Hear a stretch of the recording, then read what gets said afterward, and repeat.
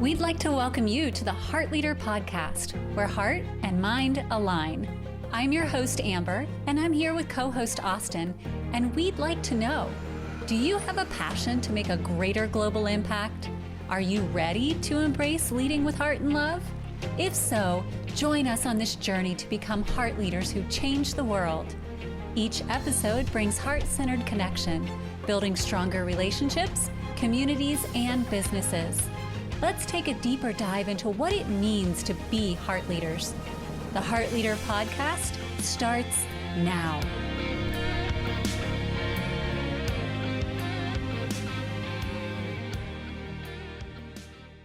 Hello, amazing Suivera community, and welcome to another episode of the Heart Leader Podcast, where heart and mind align. I am your host, Amber, and today I am here with the magnificent Kadena Tate. I met Kadena at a fun-filled getaway retreat with the Miss Stephanie James, and I was just thrilled because she was my roommate. So I not only got to share the event with her, but afterward we went back and we got to talk about so many amazing things. And I learned that she is a business strategist and a wealth strategist, and not just like the business of going out and creating a career, but the business of getting to know who you are so that your career is an extension of that, which I found to be amazing because you know the old adage, if you do what you love, then you never really work a day in your life. And Kadena really took that to heart, and she has helped so many people actually live that reality. And so I am so thrilled that she is going to bring that wisdom to our community here and share her strategies and so much of what she's doing. And she's releasing a book that contains a lot of these, so she can talk to us about that. So Ms. Kadena, thank you for being here and sharing with the community some of the wonderful things that you shared with me being your roommate during that event.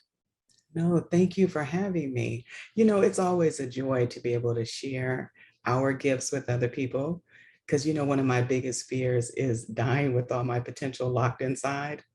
So I'm just trying to do what I need to do my part. Yeah. So thank you. Oh, absolutely. And you do your part so well. So I appreciate that. Thank you, honey.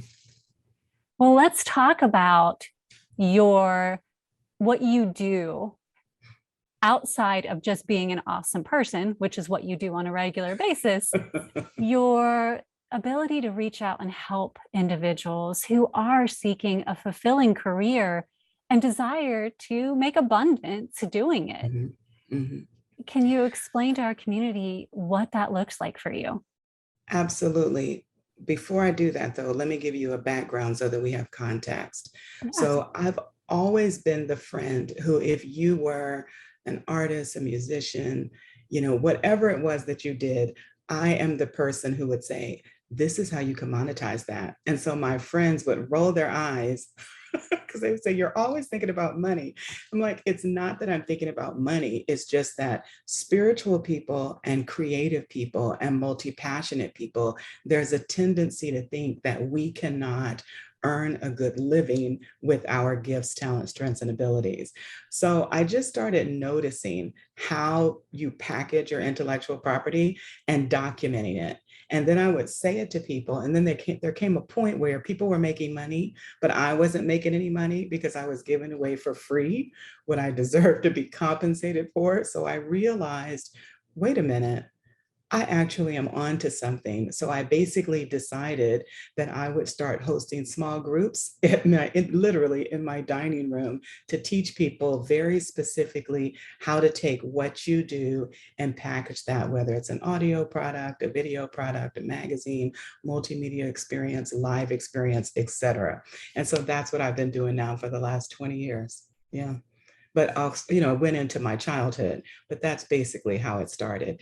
And that I still do the same thing. I love it because I think it's fascinating. I don't think that we are here to be a copy of other people. I think you have very unique gifts And although the medium, like everybody could write a book, right? But your book doesn't have to look like everybody else's book.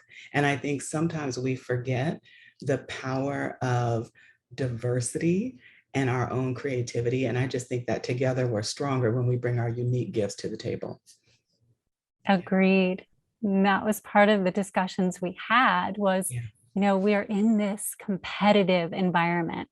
Like I have this, so you can't have it. But if we took that instead and said, all right, I have this amazing piece, and if it fits together with what you're creating and we overlap to help build each other up, then we all win. Absolutely. I think that by its nature, most people actually are more into a cooperative spirit. I just think that unfortunately, the society that we live in gives you this idea that there's competition. I personally believe authenticity has no competition. I don't believe that anybody can do what you do in the exact same way that you do it, even if you have similar backgrounds or experiences. There's just a uniqueness about what you bring to the table. And for me, the thing that I would say to you that gives me the most joy is when I help a person do the thing that they want to do in the way that they want to do it, and not feeling like I have to be something other than that which I am. And so that's, for me, my legacy really surrounds helping you to be your authentic self, like warts and all, bring it all to the table. Because I think it's just a richer experience instead of us all trying to be like someone. That doesn't really make any sense to me. So cooperation, I think most people are cooperative, but sometimes I think that especially with the internet, people kind of forget you're doing human business, Yeah. and we're one tied to another here to be of loving service to each other. And I think as long as you remember that, you'll be okay. You really will. You'll be okay. And I think that speaks to the heart of what you told me your superpower is, Oh yeah. which is connecting and Yeah. connection, which flows right into our theme for this month, right? Yeah. So it sounds like you knew your superpower from a very young age. Well, here's what I would say. People would say to me things like, "Oh my God, who don't you know?" Yeah. Or they would say, how is it that you know all these different things? But I'm always studying, right? I am the eternal learner. Like, I just think that there's so much wisdom out there to be gleaned, and then to take that in and harness it as your own. And I also feel like when you're dealing with other people, as it relates to connection specifically, as far back as I can remember, I've always been that person who thought about, like, I'll take the houses that we're in. I'm the person who's thinking about who's the person that, chopped down the trees, developed the land, built the roads and the infrastructure. All of those people take a part in the very house that we live in, whether it's the electricity, the water, the gas, et cetera. There's like hundreds of people involved in what looks like a house. But sometimes we take things for granted and we don't realize that every single role is important, from the person who dug the ditch to the person who's the, world's most renowned home builder. I think that we forget our connection to each other. And I'm always thinking about connection, always. I'm thinking about what connects people, what connects ideas. This is just something, I'm consumed with it. And so a friend, I didn't know it was my superpower, a really fabulous woman named Debbie Allen, we were talking, and she's a speaker, and she said, girl, connection is your superpower. And I was like, I guess it is. I just laughed, right? But then if I go back to like all the assessments I've ever taken, like the Strength Finder, connection is number one. So yes, I knew that it was like, it's something that I'm good at, but I just think that if we just like took a moment to be grateful, you would realize that there are more hands in the building of your life than you realize, and just to be more appreciative of each other's gifts. I think we have a tendency in this society, whether it's class or caste or like whatever way you want to look at that, we kind of look at people through these lenses, and we don't realize that every single person fits a piece of the puzzle. And we just need to be a little bit more humble and a lot more grateful. And Yeah. And that's not from a preachy way, just something that I observe in my own life, right? Just to be thankful because you don't know. Like I tell one of the jokes I like to make with people, you guys talk about the garbage, the people who are sanitation workers, but if they quit, you would need those people. You'd be crying and begging and screaming for those people to return, right? Because who wants to deal with rats and, other bugs? I don't like the creepy crawly things. And so we have to just kind of be a little bit more humble and stop looking at people through the lens of less than, greater than, Yeah. and more so of how we all are contributing to the greater good. Yeah. And I do feel like COVID kind of leveled that playing field a bit Oh, with yeah. the notice of essential workers, right? Oh, yes. Oh, yes. I personally was like, thank you to every single person that I knew that was still working and keeping our system going when everyone else was locked in. Absolutely. Well, it lets you know. Here's the thing, and I think I shared this with you. I was happy that people were on lockdown. I know a lot of people don't want to hear. I know. I Me know a lot of too. people don't want to hear that, but I loved it because I felt like it was an opportunity to reset and to help people see, like, if you're at a job that you don't like, you really don't have to be there. You can recreate at any time a life that's more in alignment with your values. And I feel like in the desire and quest for money, people are doing all these things that don't fulfill them, that don't bring them joy. And so by sitting at home and really thinking about what you thought was important isn't important at all. And you begin to look at those fractured relationships that are in need of healing. You begin to look at the healing that you yourself need in whatever area of your life that was present. And so for me, it was a wonderful opportunity to connect to yourself, connect to your loved ones, and then connect to the larger community to kind of see, wait a minute, why am I doing all these things that don't fulfill me? And I also find that in my life, a lot of people stopped complaining during the lockdowns because they realize it's time for me to take 100% responsibility for my life, and that's a good thing.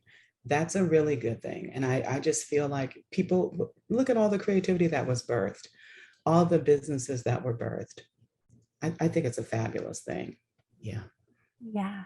yeah, And it I shows do. it's all perspective. And it did come down to that connection, right? Yeah, yeah, So if you're willing to connect with yourself and willing to find creative ways to connect with others, you were still able to go further than yes. you would have been if you were just going through the motions of your Hmm. everyday.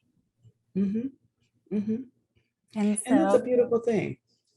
yeah, in your business, how did you see that unfold? I mean, you work with these amazing individuals who are bringing you in to help them strategize, to help Yeah, them connect within, to find that spark that then yeah. takes them forward. So, how did you see that impact your business? Well, first of all, my business was literally like it tripled.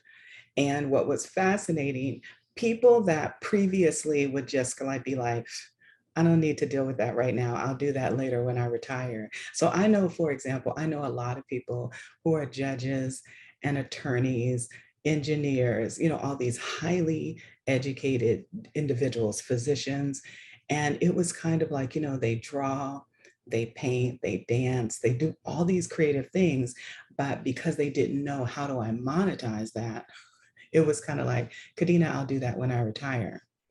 But the minute COVID hit and people were on lockdown, it was funny how, now they want to blow up your phone and have all these business conversations. And I'm like, wait a minute, just because your business shut down, mine didn't. This is still a business, and I have to run it as a business because, when you're self employed, one of the things that I think is really important, it's not just about like me pontificating how fabulous I am, it's the fruit of the labor. Like when you get to see that someone actually accepted the invitation to step outside of their comfort zone and create a business out of the thing that they loved. Like I have a friend who started his own travel company, and he said to me, I never would have done it, because he's an attorney. And he said, I never would have done that if you wouldn't have given me just like the confidence to say, I can actually make money doing this and earn more money than I did as an attorney. Because that's the whole thing. It's like a loop that runs in the brain, that you believe that if you're creative or if you're spiritual, that money is somehow disconnected from you and outside of you. And so I really feel like for me during the pandemic, people got grounded in their spiritual practices, and they began to recognize that, by whatever name you want to call God, but like the Spirit of God is moving through you to create wonderful works in the world. So that to me was a blessing. So yeah, like right now I'm, a little stressed in terms of overwhelming my business, and I can see how I can create space for more leverage, like creating some type of licensed facilitator program or something so that it's not all on me. So I will say it's been a learning experience for everybody. Agreed. Yeah, yeah, it's been Yeah, a all big very learning well. experience. So for someone who doesn't know what a business strategist does, or a wealth strategist, or someone who does what you do, can you explain the role that you come in and help someone take? Absolutely. So I'm going to take something as simple as when you were a child, maybe you liked to write poems, and you've kept a journal your entire life of your poems. And now you're in your 40s and your 50s, and you're like, I really want to do something with these poems, but I don't know what to do with these poems. So I'm the person that's going to ask you, do you want to host poetry nights? Do you want to build a relationship with a local restaurant, or a club? Do you want to be in partnership with them where you host poetry nights? Do you want to write a book of poetry? Do you want to create screenplays where you bring other people in to reenact and recreate these poems? Do you want to create a short film that's like little short stories that involve these poems and whatever it is that you're talking about? Like, what is it that you're wanting to do? Do you want an audio experience? Do you want a video experience? Do you want a live experience? And then what I'm doing is helping you to take that and package it into whatever it is that you're wanting.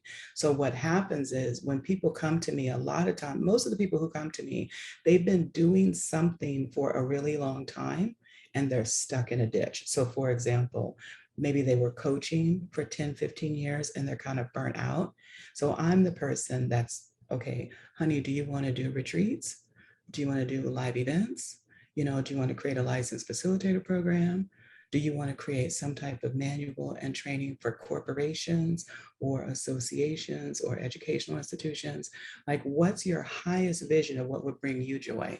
So I'm a revenue strategist. So I'm literally helping you to map out the business model for that. And then we're looking at the income opportunity. Because I think what happens to a lot of people is, and I'll use myself, many, many, many years, I was stepping over dollars to pick up dimes. And I'll give you a very brief example. I would run around and speak, Amber, and I thought, oh, my money is made on my speaker fee. I did not realize that's not where your money is made. Your money is made when you stand on stage and you're selling ancillary products, right? Whether it's your future events, retreats, group coaching programs, individual coaching programs, books, tapes, DVDs, CDs, like whatever it is, sponsorship opportunities, magazines. That's where your revenue is made. So it wasn't until it just like hit me, and it hit me in a way, just to be very transparent, where a person in the audience ran up to me, flipped some papers in my face and said, look at all these notes that I've taken. And I went to the back of the room and you don't have a book, a tape, a DVD, a CD, nothing. And so now how am I going to continue my learning? That was my wake up call. It's not just standing on the stage and trying to teach people everything you know. You know what I'm saying? From the stage, it's recognizing that people need support. Once you get off the stage and they go home, they need support on how to do it. So that's when it clicked. Oh, I need to help them create the strategy for the how. So I'm the how. You bring the why, I bring the how. And then together we co-create miracles. And I think that's such an important differentiator, Yeah. because we do hear business strategist and we hear monetization strategist. You are a revenue Yeah. strategist, Yeah. because yes, you have to have the business strategy. That's important. But if you don't convert that with the how into revenue, then Yeah. that business strategy is a nice little booklet that can sit on your coffee table. Absolutely. And also, I think too, most of my clients in the very beginning of my business, everyone was a healer of sorts. So it was a lot of, Reiki masters, massage therapists, feng shui consultants, different people with spiritual gifts, and everything was a one-on-one thing, and it was all with their own hands. And that leads to a lot of burnout and overwhelm. So once you begin to have conversations about how you can bring other people into your experience, now those same people are leading retreats similar to the one that Stephanie did. They have these group coaching programs, they have these very intimate retreats, they have all these things that they're doing where they feel more joy and it doesn't feel like work. So I want to go back to what you said in the very beginning of the call. My job, as I see it, my mission, should people choose to accept it, is to do the work that they love, but have the confidence to receive compensation for it. Because you know as well as I do, if you're very spiritual, there's this tendency of guilt. Well, I don't think I should charge because the gift came so naturally. And I'm the person that's going to say, you're not charging people for your gift, you're charging people for the value of your time and for the transformational benefit that comes as a result of them working with you. And sometimes we forget about that. We look outside of ourselves and we see the value within others, and we don't think about the value that we bring into other people's lives. And I think that that's something that needs to change. And I also think that's part of what we were talking about with the cooperative versus the competitive type of energy. Because if I think there's not enough for me, then I have to devalue you, because I have to get mine. I have to step on other people to get to the top. And I don't believe in that methodology or that mindset. So when I say to people, honey, there's no competition. Look at how many cookbooks are at Barnes and Nobles. Like, stop it. Look at how many cooking shows are on TV, how many restaurants are all around the world. Like, we've got to come out of that scarcity energy and move more into a sufficiency type of energy. And I think that once we reconnect with not only with our hearts, because that's really what it boils down to, right? Reconnecting with your own heart, with what you love, cultivating some self-love, some self-care, some self-acceptance. And then when you look at other people, you see those people through a lens of love. And I think that's what it boils down to, is just reorienting ourselves to the truth and not this, I forgot what it's called now, this capitalistic cutthroat type of energy, because that's very toxic. Yeah. We always talk about it as fear has been the product in the market for so long, right? Yes. That's how we've sold everything from religion to politics to Mhm. products to corporate success. Everything's been hinged on fear. It's time Yes. for a new product. It's time for love to be the product of the Yes. market, like to Yeah. actually be motivated and connected and desire Yes. love to be what we're focused on. And so Absolutely. that's the shift. And that's what your strategy is all based on. All revenue can come from that place of heart-centered connection and lifting Yes. each other up. And you even have a caveat, if you're willing to talk about that, of philanthropy once Oh my financial gosh. abundance is there. Oh, And that absolutely. struck a deep chord with me. So if you're willing to share that. Oh, absolutely. One of the things that I noticed when I first started, I don't consider myself a coach. I consider myself more of a consultant type of individual. And what I started noticing with my initial clients is once they hit like around 300,000, there was this, I don't know, this very icky energy of greed and self-centeredness that would surface. And I was repelled and I was like, whoa, wait a minute. I'm not helping you to make money so that you can sit high and look low. That's not why I'm doing what I'm doing. And at first, people would say to me that I was being very judgmental because I would say, I don't want to work with you if you don't have a partner in terms of who are you going to leave your money to, or who are you giving your money to?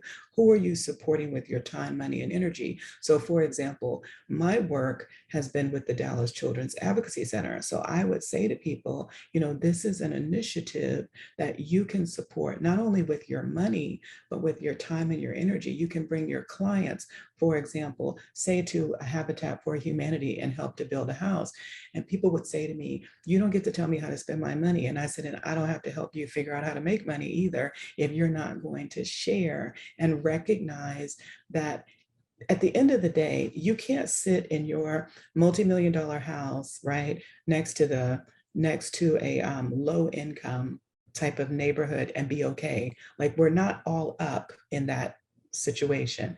We're all down, because at the end of the day, there's this a lack, it goes back to what I was saying earlier, it's a lack of recognition of the humanity of all. Every person deserves to be seen, heard, known, understood, loved, valued, respected, and appreciated. And I think it's really important that we recognize that we should be grateful for what we have. And we also need to share. And when you get to a space where you can really see that your money can be a tool, like I look at companies like Charity Water, what an amazing charity, or like Dallas Children's Advocacy Center, where they help, the children who have basically are the victims of the most violent forms of sexual child abuse, or you look at Salvation Army or the Red Cross or whoever it is that you support. I think we've got to sit down and look at what nonprofit supports our value system as it relates to leaving a positive mark in the communities in which we live, work, and serve. So now in my client application, I ask this question, and it's always shocking. So I know you're not, if you can't see that as an entrepreneur, there's a give back, because nobody owes you anything, right? It's amazing to me, Exactly. this energy that people have. Nobody owes you anything. And when other people patronize your business, how are you turning around and extending a helping hand to another? And so that's a really big deal to me. It's like, I've been a volunteer. I don't know if I told you this, but I've been a volunteer since I was like in second grade. I've helped elderly people to read. I've been a candy striper. I've just done all the little things as it relates to volunteers, fed the homeless, just all sorts of things. And I just feel like we need to get back to treating people as people. And I cannot, this is like a really big deal to me. So I don't want to jump on a soapbox, but that's like a really big deal. Because what's the purpose of having money what can you do with all this money but support initiatives that kind of, I don't know, what's the point of having it? I live in a nice house and drive a nice car and all that, but you can only drive one car at a time. You know what I'm saying? And you can only wear one outfit at a time, one pair of shoes at a time.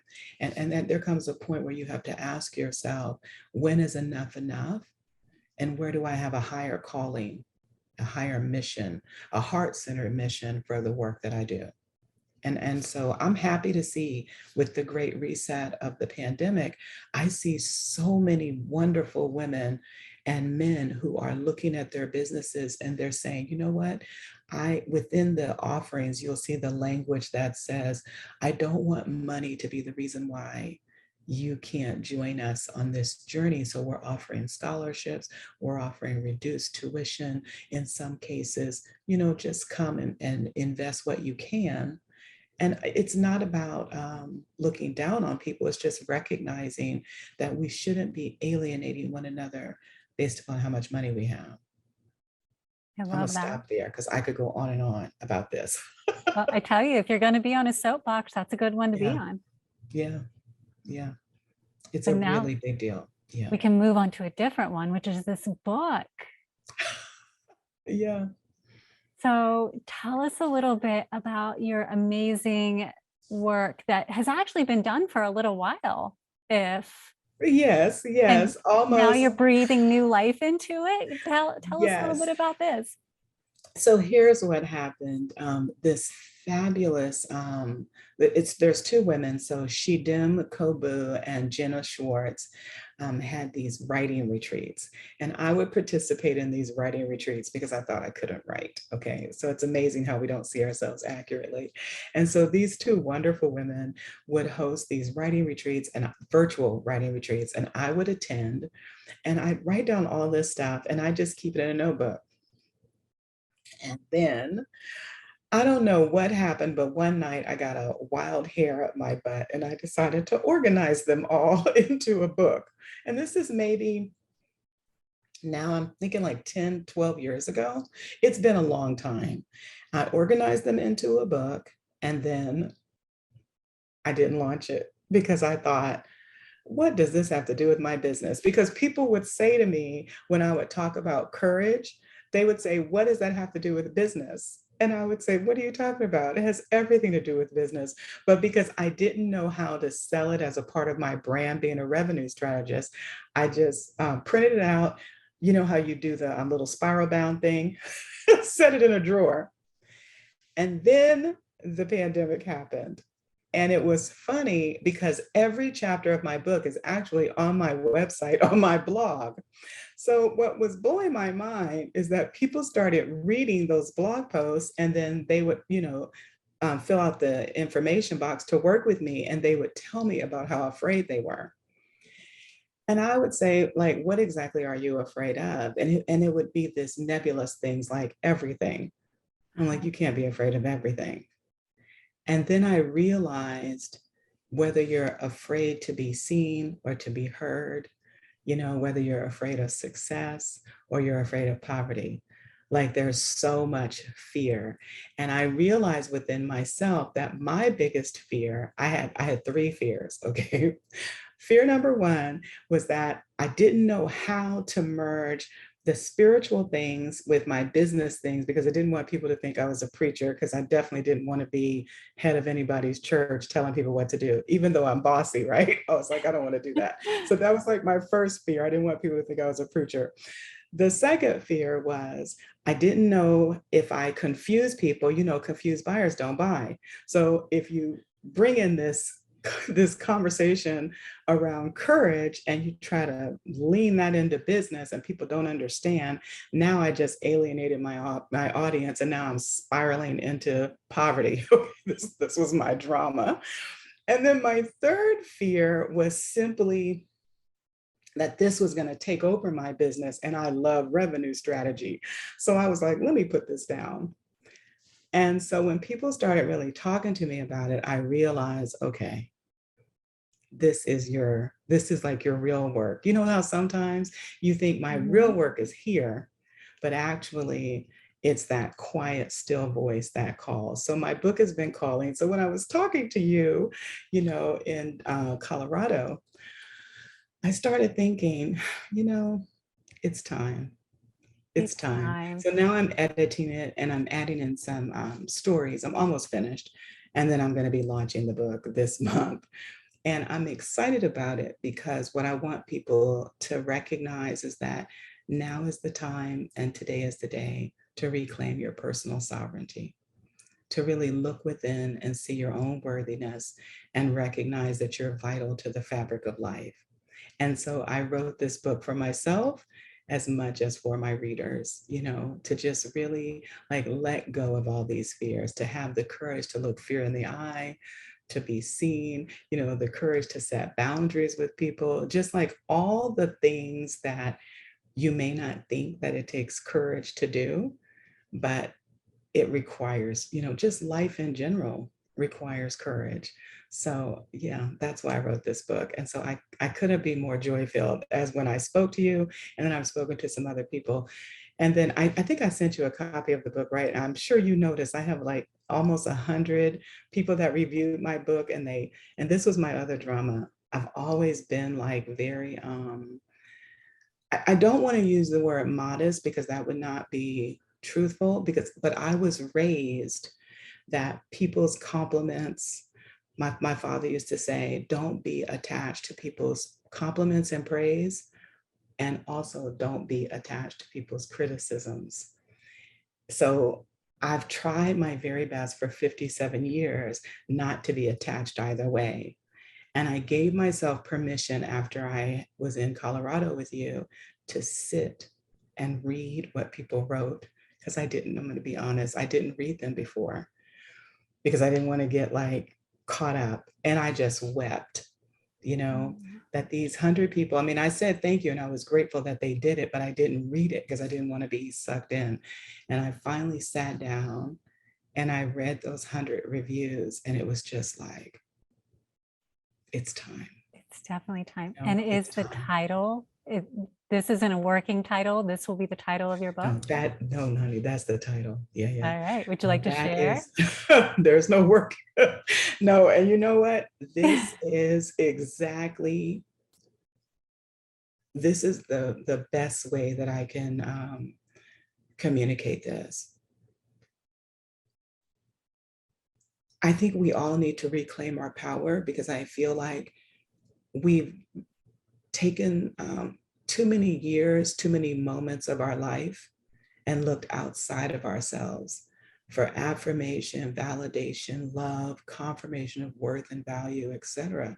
And I think now is the time to really, like I said before, I don't know if I said this here, but I'm a guide, not a guru. And so when I'm talking to people and they get really caught up in me and what I do, I'm like, oh no, no, no. I'm a mirror to show you to look within that you're worthy. And everything that you see in me actually dwells within you, but it hasn't yet reached your own recognition, And it's really time for us to create courage around showing up. And even if you find yourself in this pandemic starting again, to kind of ask yourself, how can I be the highest and best version of myself? Whose approval have I been seeking? Whose voice has been cracking the whip that has stopped me from being a person of full potential, and kind of like move out of that and be someone's yes, and just really like re-engage and light that match within your own life so that you can ignite and be, that the joy, the love, the laughter, the peace, the wisdom, the whatever that your clients are seeking, So yeah, that's where I am right now. And so the title will be Cultivating Courage, correct? Yes, the path to reclaiming your power. Yeah. I Yeah. love it. And they can go to your website to get it once it So yeah, launches. so what is today? When this airs, by the end of July 2020, they can just go to my website, kadenatate.com, and they'll see it there. Yeah. Okay. We'll make sure that that is just posted everywhere below our podcast, everywhere Thank you, this honey. podcast goes, so that individuals can get it. Because yes, you were kind enough to send me a copy, and it is so easy to read, which makes it, you can get through it so quickly and go through it again and again, because it's such wisdom that you just want to make sure that it's embedded, because the more you read it, the more it just becomes second nature. Yeah. And You know so, what I wanted more than anything? So one of my dreams, and this is why I really tell people authenticity has no competition. One of my favorite teachers is the late Louise Hay. And I was blessed enough to meet her many times in person before she passed. And I always said to myself, if I ever reach that level of visibility, that I would create that space where, I don't know if you've ever seen her, but one of the things that she would do, which was so beautiful, is after she finished speaking, she would ask people for a 10-minute break. She would get grounded, and then she would sit on the stage and you would form a line. And so if you had something that you wanted to say to her, you could just walk up to her and say it. And so she was approachable in that way, right? But she had such a loving spirit. And I'll never forget the first time that I met her, I said to her when I got right in front of her and I looked at her, I said, thank you so much for showing up with your gift, because you give me permission to show up in mine. And what she said to me was, that I want my life to remind you that you are powerful beyond measure. And I think that's so important that we give each other that gift, because I think there are so many messages. Oh my goodness, how I'm getting all teary. I think that we have to open the windows of our heart, and we have to begin to recognize that it's okay to be seen and it's okay to be heard. And it's time for us to remember that we're all lovable, right? Because we live in this society that can easily make you think that you're unlovable and unworthy and all these other toxic things. And so I wanted this book to not just be a book that a person read, but I wanted it to be like exercises that you can actually step into, Yes. so that when you finish reading the book, if you did the short exercises, that you actually would feel more courageous, you would feel stronger, you would see yourself as loving and lovable, and you would be able to go out into the world and do your greatest work. That was like really important to me. And you achieved it. And that's where being able to do it over and over, because consuming something like that, if it's foreign to you and it's the first time you've ever done something like this, I love your heart. The fact that that Girl, you touches are you just, so I'm like, deeply. I feel like I'm on Barbara Walters, okay? Go ahead, I'm sorry.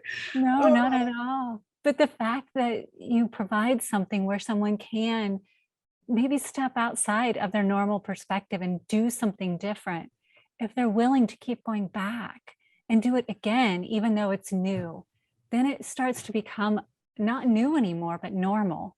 yes. And courage is just their new way of being, Yeah, right? And it yeah, doesn't become so complicated to do new things, which I think does fold right into what you do for a living, that revenue strategist. Because in order to help someone create a new revenue stream through their passion, they have to be willing to do something that they've potentially not done before and be a little uncomfortable doing it, maybe. And so do you have advice for someone who is maybe in that transitionary period where they feel like they're cultivating that courage? Maybe they are on that brink of desiring to connect within and connect with others and bring a business forward that they've not been able to do yet. How do you feel that they can maybe take those steps if they don't have direct access to you? What would be some advice you would give them? so I have two pieces of advice, and it's the advice that I use in my own life, So if you look outside and you look at a tree or someone's yard, um, trees and grass don't strain to grow, you know, they just are. Nature is lavish in its abundance, and so are you. And sometimes we forget that we are a part of all that is. you know we're not separate from nature, we're in community with nature. And I think if we begin to look outside, if we look at nature and you see how a seed can become this thriving tree, you can do the same thing. So you have already the seed of greatness within you. It's giving yourself permission to blossom. That's the first thing. The second thing is, I'm going to go back to Louise Hay, and it's mirror work. Take off all your clothes, stand in front of the mirror, look into your own eyes, and tell yourself, I love you, I respect you, I care about you, I will take care of you. You are worthy, you are deserving, you are enough.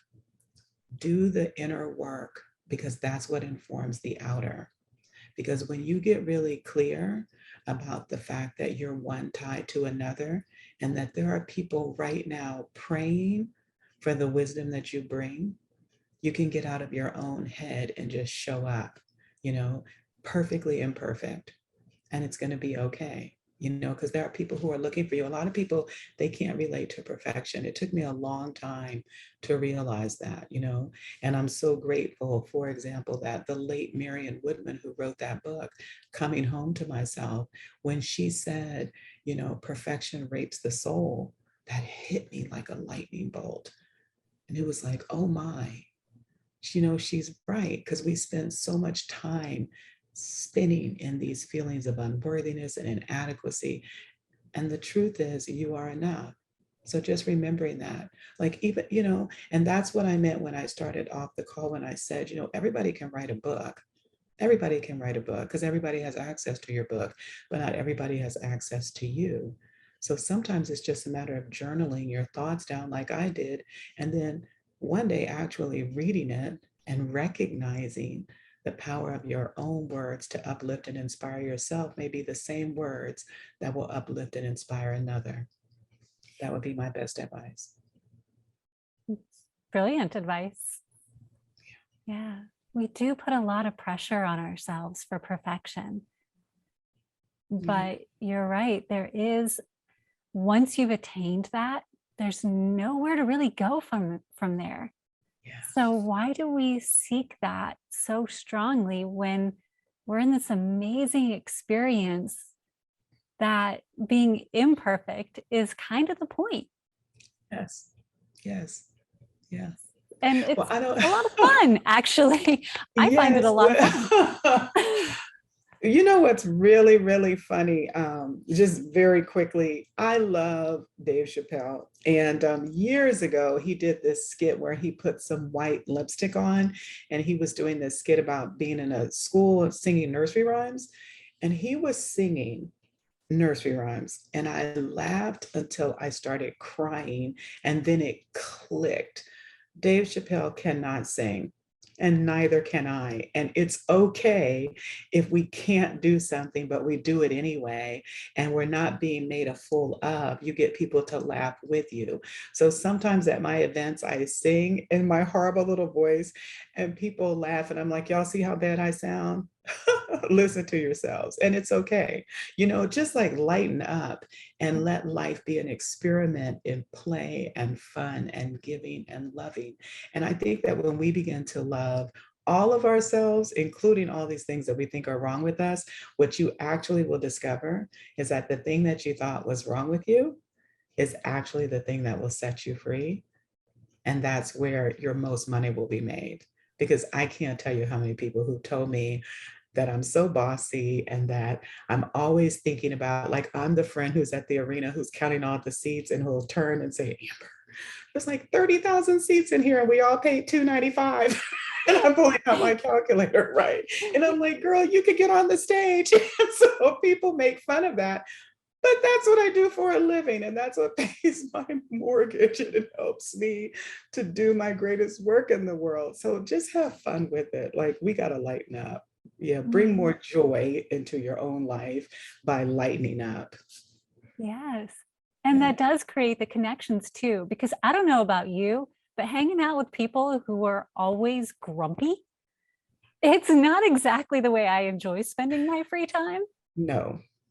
And so if we do just lighten up about the things Yeah. that aren't perfect, like I'm going to tell everyone who's listening to this, we're in a different space right now because we had an issue with being able to get internet in our typical studio. It's a beautiful room, but you know, you just have to laugh when there are things that arise, go with Yes. it and let it be. Because if I Yes. would have been on this call the whole time, like, oh my gosh, it's not perfect, this would have been a whole different experience. Absolutely. And it would have been, because what I can tell you is that in the times in my life where I thought I had to say the right thing and do the right thing and everything had to be the right way, those are the times when I was least connected, because I was so in my head about myself that I forgot about the audience. You know, that's what I mean by people don't owe you anything. Like, we got to get out of our own way and just connect with people, eye to eye, heart to heart, soul to soul. And your life will be transformed if you give yourself permission to do so. Yeah, Yeah. because the space doesn't matter. The Yeah. clothes that we're wearing don't matter. Absolutely. None of that matters. What matters is connecting with you because you're amazing. The wisdom that you bring forward is uplifting. And I have this unique moment in time to have with you and to bring that forward for others to share. And talk about what gets me choked up. That's what really gets me like so incredibly grateful, because there are so many other things you could be doing with your time right now. And you've chose to share your gifts with our community, and nothing else matters in this moment but that. So I'm really grateful.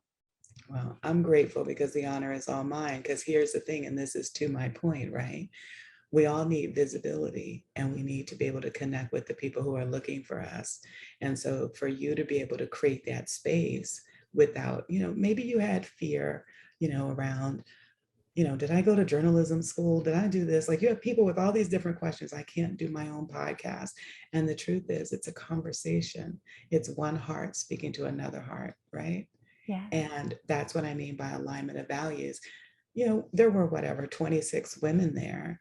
I didn't get a chance to talk to everybody, but the people that I did talk to, I wanted to make sure that I saw them and I heard them and we connected in a way that even if I never saw those people again, they walked away with a smile, and I think that's really important. And so here our relationship continues past a 3-day retreat. And what a beautiful gift. So thank you. Thank you. Yeah. So I have one final question for you. Yeah. We talk about heart leaders in the community, and we definitely would say you are a strong heart leader in the community, someone who leads with heart and love as well as intellect.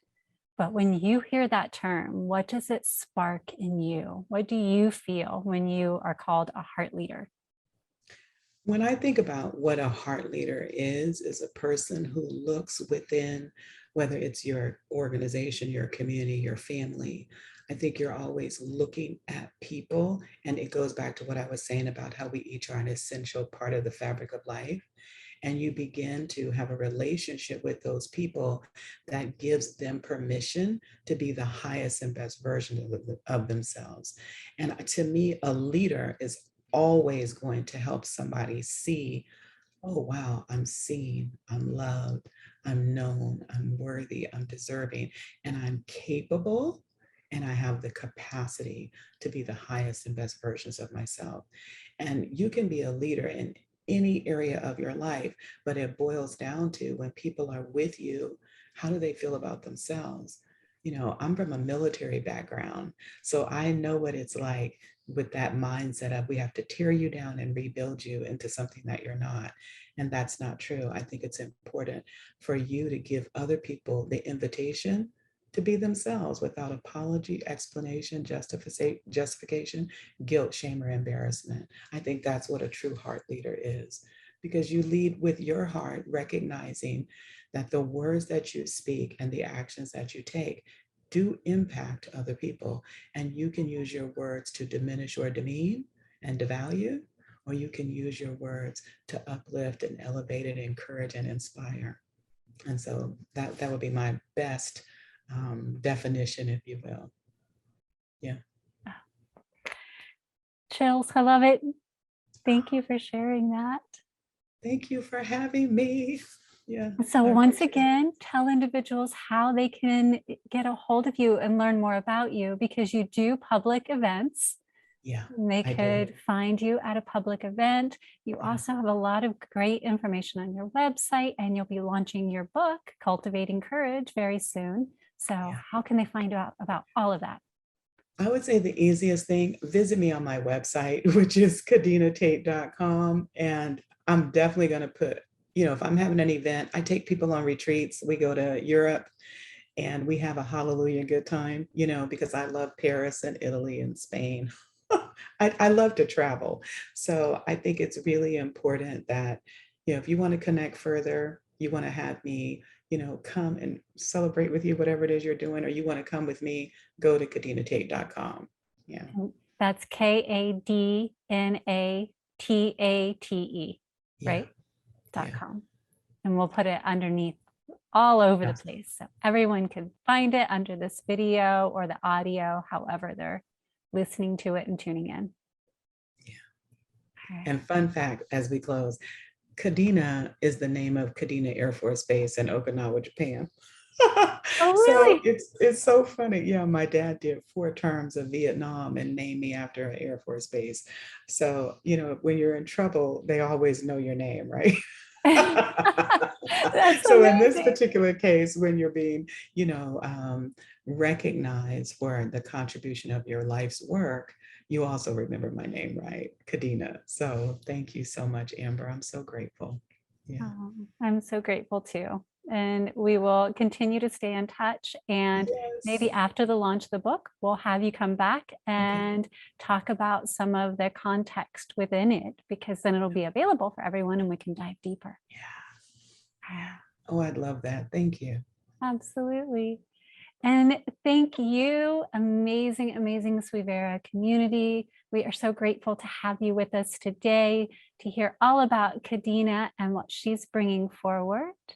And don't forget, our entire focus this month is about connection, and we love connecting with you. We have the tool that can help you navigate through connection and building those meaningful connections within our Heart Leader Toolbox, completely free. So if you venture on over, you can find it at suivera.org, or there's a link right under here where you can get access to that tool. Until next time, we look forward to seeing you in our Suivera community.